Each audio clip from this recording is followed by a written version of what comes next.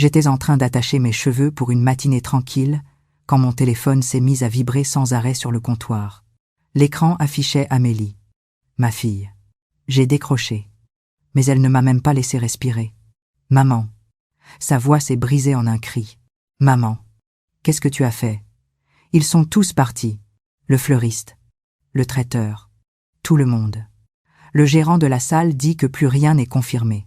Derrière elle, j'entendais des pas précipités, des invités qui murmuraient, et une femme qui aboyait des ordres avec la dureté d'un sergent instructeur. « Maricela, bien sûr, déplacez les chaises. Verrouillez l'entrée arrière, » criait-elle. « Trouvez quelqu'un. N'importe qui peut réparer ça. » La voix de ma fille devenait de plus en plus hystérique. « C'est un désastre. La famille de Daniel est furieuse. » Marisela dit que toute la réception s'effondre. Je me suis adossée contre ma chaise, stable et sans précipitation, absorbant chaque tremblement dans sa voix. « Amélie, » j'ai dit, « ralentis. » « Je ne peux pas ralentir. » Pleura-t-elle. « Maman, tout est ruiné. Qu'est-ce que tu as fait ?» Sa respiration tremblait. Un mélange de panique et d'incrédulité. Je ne l'avais jamais entendue aussi terrifiée. Certainement pas à cause de moi.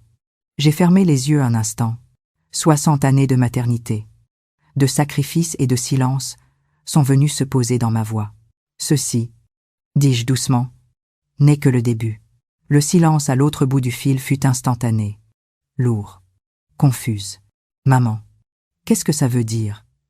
Mais la ligne grésillait déjà avec ses mouvements frénétiques. Maricela qui criait encore, quelqu'un qui renversait des choses. J'ai laissé sa voix s'estomper, puis j'ai raccroché d'une pression calme du pouce, posant le téléphone comme s'il ne s'agissait de rien de plus qu'un ticket de caisse. Mon cœur ne s'est pas emballé. Mes mains n'ont pas tremblé. J'ai simplement expiré une fois, longuement et silencieusement, parce que je savais exactement comment le mariage s'était effondré. Je l'avais démantelé pièce par pièce. Et Amélie m'avait elle-même tendu les ciseaux. 7 jours plus tôt, le message qui a tout changé est arrivé sur mon téléphone, alors que j'emballais les cadeaux peints à la main sur lesquels j'avais passé des semaines. Il disait « Marisela prendra ta place ». Et tout a commencé là. Je triais les derniers pots de ruban, lavande et miel, les parfums qu'Amélie aimait quand elle était petite. Quand mon téléphone a vibré contre la table, j'ai essuyé mes mains et jeté un coup d'œil à l'écran. Je m'attendais à une simple mise à jour sur les sièges ou l'horaire. Au lieu de cela, Amélie avait envoyé une seule ligne. « Marisela prendra ta place pour un moment. » J'ai d'abord cru avoir mal lu. J'ai ouvert le message, le relisant, plus lentement cette fois, laissant chaque mot s'enfoncer dans ma poitrine. Avant que je puisse taper quoi que ce soit, un deuxième message est arrivé. « C'est mieux pour l'image qu'on veut. » J'ai fixé ces mots si longtemps que ma vision s'est brouillée.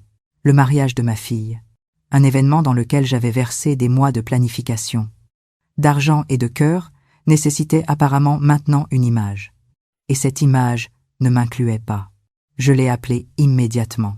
Elle a répondu, mais sa voix était sèche. « Maman, je suis au milieu de quelque chose. Ça peut attendre. Ça ne peut pas attendre. » Dis-je. J'ai reçu ton message. Il y eut une pause, inconfortable et courte. « Oh, bien. J'espérais que tu comprendrais. Marisela sait comment gérer ces choses. Et le photographe a dit qu'avoir une esthétique cohérente est important. Elle correspond mieux que ta propre mère. » Les mots sont sortis calmement, mais ils l'ont frappé comme un avertissement. « Maman, s'il te plaît, ne rends pas ça émotionnel. C'est juste plus facile comme ça. » Ma gorge s'est serrée, mais ma voix est restée stable. « Si c'est le choix que tu as fait, Amélie, alors je t'entends clairement. » J'ai raccroché. J'ai tapé un mot en réponse. Compris. Pour le reste de l'après-midi, j'ai remis les cadeaux dans leur boîte, un par un, les mains bougeant plus lentement que d'habitude. Je n'étais pas encore en colère. Pas complètement. Mais quelque chose de calme et d'inconnu avait commencé à s'installer dans ma poitrine. Quelque chose qui ne s'effacerait pas. Et bientôt, Amélie apprendrait ce que son message avait vraiment réveillé. J'avais 23 ans quand je suis devenue veuve. Un moment, j'avais un avenir avec Michael, et l'instant suivant, je me tenais dans un couloir d'hôpital avec un médecin m'expliquant comment un cœur peut lâcher sans avertissement. Les gens disaient que j'étais forte, Mais je ne l'étais pas. Je continuais simplement à avancer, parce qu'Amélie avait 3 ans et avait besoin de petit déjeuner, de chaussures, et de quelqu'un pour lui tresser les cheveux. Pendant des années, j'ai travaillé tout ce que Savannah offrait.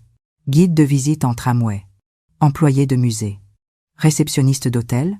Pendant la saison des festivals, je mémorisais des faits sur les vieilles maisons et rejouais des histoires pour les touristes, tout en calculant silencieusement jusqu'où mon salaire pourrait s'étendre. Le soir, Amélie se blottissait sur mes genoux, avec ses livres d'images, traçant les illustrations du doigt. « Tu as bien fait aujourd'hui. »« Maman » disait-elle, répétant une phrase que Michael avait l'habitude de me dire. C'étaient les moments qui me tenaient ensemble. En grandissant, j'ai économisé chaque dollar supplémentaire pour ses voyages scolaires et ses activités sportives. Quand elle a reçu sa lettre d'acceptation à l'université, elle a pleuré sur mon épaule. « C'est toi qui as rendu ça possible », chuchota-t-elle. À l'époque, elle y croyait encore. Mais le changement a commencé lentement après qu'elle ait rencontré Daniel et été introduite dans son monde. Un monde construit sur l'argent ancien et les attentes polies. Ses parents étaient gracieux d'une manière distante, complimentant toujours Amélie, tout en me regardant à peine. Ça ne me dérangeait pas. J'avais l'habitude d'être invisible quand c'était nécessaire. Puis j'ai rencontré Marisela Ortiz lors d'un brunch de fiançailles. Elle s'est glissée sur le siège à côté d'Amélie, avec un sourire un peu trop parfait. « Je suis pratiquement la deuxième mère d'Amélie maintenant », dit-elle, posant une main sur le bras de ma fille, comme pour marquer son territoire. Amélie a ri légèrement. Marisela aide pour tout. Elle a des contacts partout. Les yeux de Marisela se sont tournés vers moi. Les mariages ont besoin de structure. Tout le monde ne comprend pas le niveau de présentation impliqué. J'ai ressenti la piqûre, même enveloppée dans des mots polis. Amélie ne l'a pas remarqué. Elle s'est penchée contre l'épaule de Marisela avec l'aisance de quelqu'un qui tombe sous une nouvelle influence. Plus Amélie entrait dans le monde de Daniel, plus elle s'éloignait du mien, non par cruauté, mais par un oubli calme et constant. Et Marisela, elle était là chaque fois qu'un morceau de ma place s'échappait. 2 jours après le message, j'ai remarqué le changement. Un fleuriste avec qui j'avais passé des semaines à coordonner m'a soudainement envoyé un email disant « Marisela a repris la communication à la demande d'Amélie ». 1 heure plus tard, le traiteur a envoyé un message similaire, puis le photographe. J'ai appelé Amélie. Pourquoi les fournisseurs contactent-ils Marisela au lieu de moi? J'ai déjà finalisé les acomptes. Elle a hésité. Maman. Elle a juste plus d'expérience avec des événements comme celui-ci. Ça garde les choses fluides. Ça m'efface. Disais-je. S'il te plaît, ne complique pas les choses, répondit-elle, la voix tendue. On veut juste que tout ait l'air propre et élevé. Ce mot élevé me disait exactement qui l'avait coaché. Le soir suivant, je suis arrivée à un essayage de robe auquel j'avais été invitée des semaines plus tôt. Amélie est sortie du vestiaire rayonnante, et pendant un instant, j'ai oublié la piqûre des derniers jours. Puis elle s'est tournée vers moi. « Maman, pour le dîner de répétition, pourrais-tu t'habiller simplement? Des couleurs neutres, quelque chose de discret. » Mon sourire a vacillé. Discret, Amélie a pincé les lèvres. Je ne veux juste rien qui pourrait jurer avec les photos. C'est pour la cohérence. J'ai hoché la tête lentement. La cohérence. Marisela est apparue derrière le rideau, les bras pleins d'échantillons de tissu. Certaines mères ont du mal avec les palettes de couleurs, dit-elle légèrement, sans se donner la peine de baisser la voix. Mais ce n'est pas grave. On peut s'ajuster autour d'elle. Amélie ne l'a pas corrigée. Elle m'a seulement regardée avec une douceur suppliante, comme si elle me suppliait de ne pas faire de scène. J'ai avalé la douleur et me suis excusée. En sortant juste à l'extérieur de la pièce, alors que j'attrapais mon sac, j'ai entendu la voix de Marisela à travers la porte entr'ouverte. Elle essaye. Mais elle n'est pas raffinée. Ça se verra sur les photos. Amélie a chuchoté. Je sais. Le calme dans ma poitrine s'est transformé en quelque chose de plus froid. C'était le moment où j'ai vraiment compris que j'étais en train d'être sortie du cadre entièrement. Le lendemain matin, Amélie a appelé, semblant avoir répété chaque mot avec Marisela planant à proximité. « Maman, je dois être honnête, » dit-elle. Marisela pense, et je suis d'accord, que tu rendrais les choses gênantes si tu étais trop impliquée. Elle dit que tes vêtements ne correspondent pas au thème, que ton maquillage est parfois un peu trop, qu'il vaut mieux si quelqu'un d'autre, quelqu'un de plus à l'aise dans ces milieux, prend ta place pour certaines parties. J'ai écouté en silence. Chaque mot atterrissait comme une pierre. Certaines parties, répétai-je. Lesquelles exactement elle a hésité. Les photos de famille formelles, la danse mère-fille, la ligne de réception. Mon souffle s'est arrêté. Tu me retires de ton mariage. Non. Maman, ce n'est pas ça, dit-elle rapidement. Tu seras toujours là. Juste. Dans les coulisses. Discret. Où personne ne peut me voir. Maman. Ce n'est pas personnel. Tout dans le mariage est personnel. Amélie. Surtout quand il s'agit de ta mère. Elle est restée silencieuse. Puis, d'une voix plus petite, presque enfantine, elle a dit « Je veux juste que tout soit parfait. Et tu penses que je gâcherais ça. Je ne pense pas ça. » chuchota-t-elle. Marisela le pense. Et tu l'as laissé parler pour toi. La ligne est devenue silencieuse. Puis elle a raccroché. Cette nuit-là, je me suis assise seule dans ma cuisine, les mains posées à plat sur la table. Pendant des décennies, je m'étais effacée pour faire de la place à ma fille. Je m'étais repliée, rétrécie, silencieuse, invisible chaque fois que c'était plus facile pour elle. Mais plus maintenant, pas cette fois. J'ai sorti mon téléphone et commencé à passer des appels, un par un. Le jour suivant, j'ai contacté le fleuriste. J'ai expliqué qu'il y avait eu une erreur de communication, que je n'autorisais aucun changement sans mon approbation directe. La femme, à l'autre bout du fil, a hésité. Madame, Mademoiselle Ortiz nous a assuré qu'elle était maintenant la coordinatrice principale. Mademoiselle Ortiz n'a aucune autorité. Dis-je, calmement. Je suis la mère de la mariée. Tous les dépôts ont été versés sous mon nom. Si elle tente à nouveau de prendre le contrôle, je retirai ma commande entièrement. Il y eut un silence. Puis elle a dit « Compris ». Ensuite, j'ai appelé le traiteur, puis le DJ, puis le photographe. Chaque conversation suivait le même schéma, même mot ferme, même ton calme et inébranlable. À chaque fois, je plaçais une limite claire et retirais le pouvoir que Marisela avait volé. Mais je ne me suis pas arrêtée là. J'ai demandé quelque chose de plus. À chaque fournisseur, j'ai dit « Si Mademoiselle Ortiz vous contacte à nouveau, envoyez-moi simplement un message. Ne répondez à aucune de ces demandes sans mon accord écrit. » Puis, j'ai ajouté une touche finale. Pour le fleuriste, j'ai annulé la moitié de la commande et demandé un remboursement partiel. Pour le traiteur, j'ai réduit le menu à quelque chose de basique. Rien de ce que Marisela avait prévu. Pour le photographe, j'ai retiré l'album complet et pris seulement la couverture de base. Le DJ, j'ai tout annulé. Chaque réduction était intentionnelle. Chaque annulation était une fissure dans les fondations que Marisela avait construites en mon nom. Et le plus beau personne n'a posé de questions. J'étais la mère de la mariée. L'argent était à moi.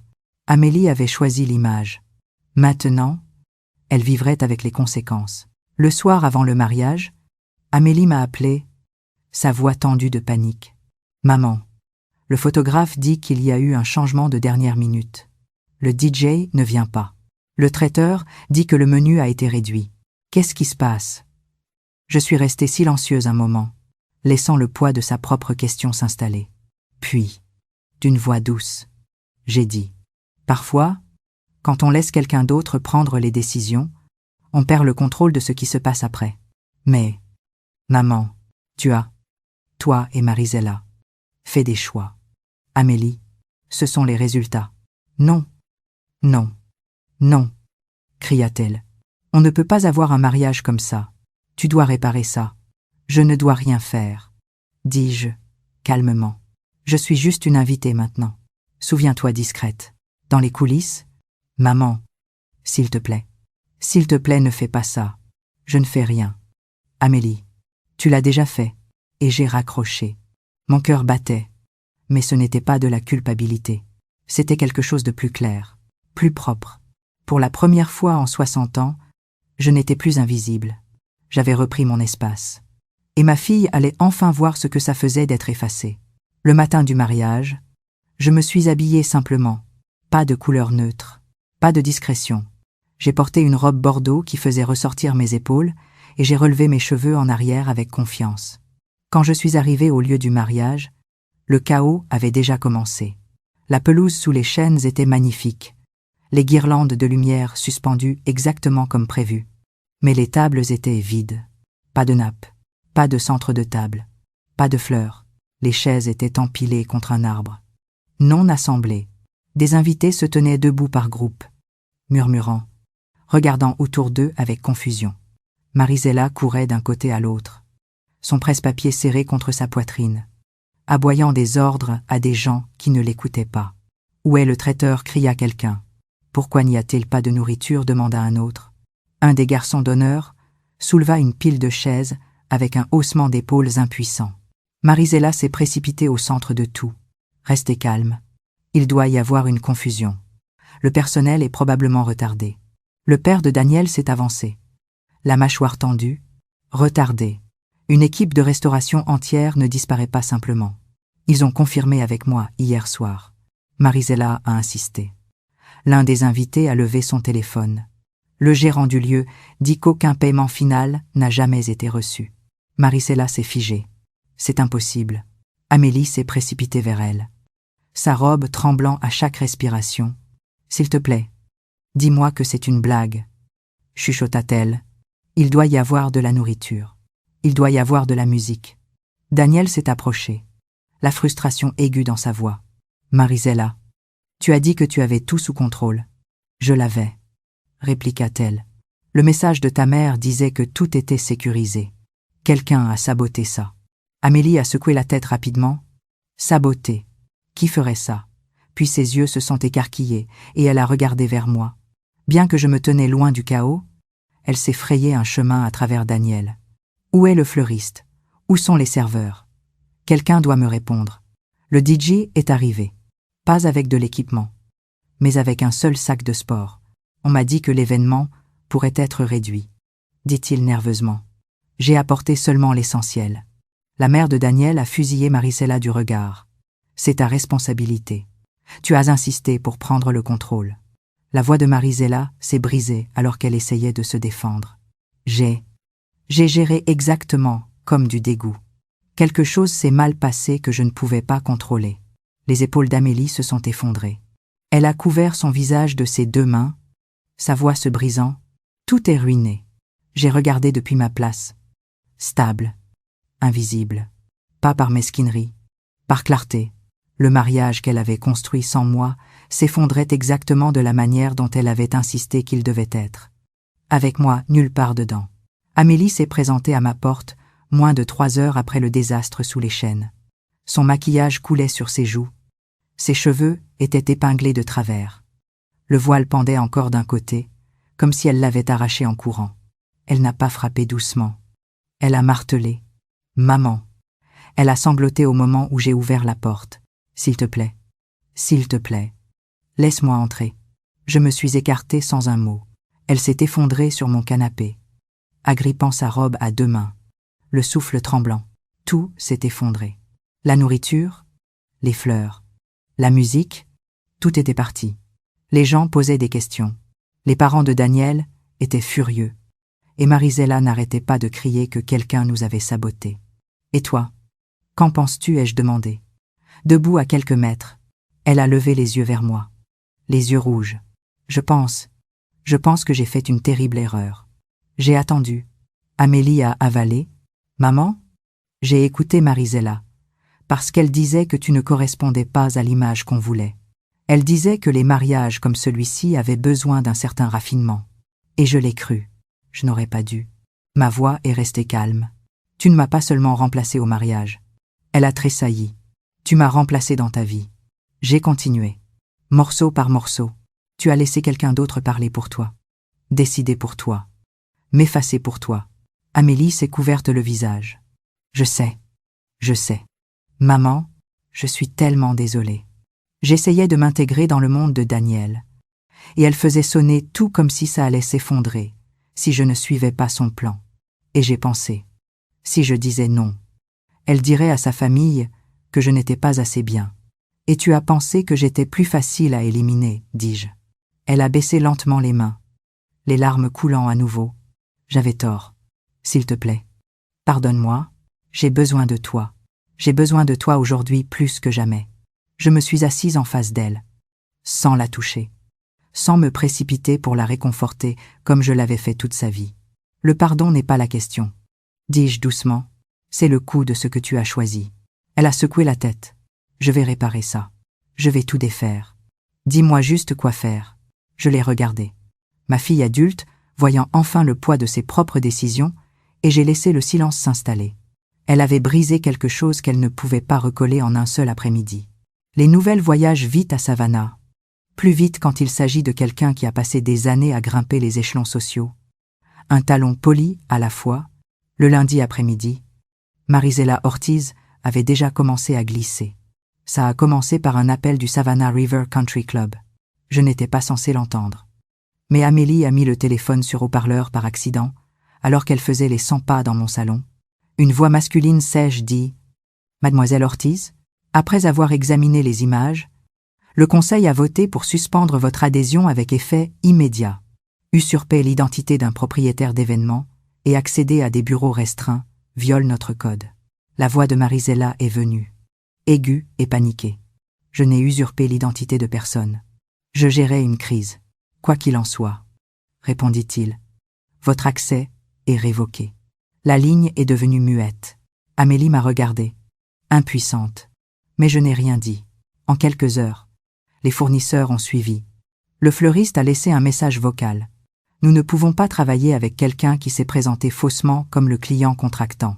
Le traiteur a envoyé un avis formel. Notre entreprise n'acceptera pas de futures réservations sous le nom de Madame Ortiz. Même le DJ a publié cryptiquement en ligne sur l'évitement de clients qui causent des risques juridiques. Marisela a appelé Amélie ensuite.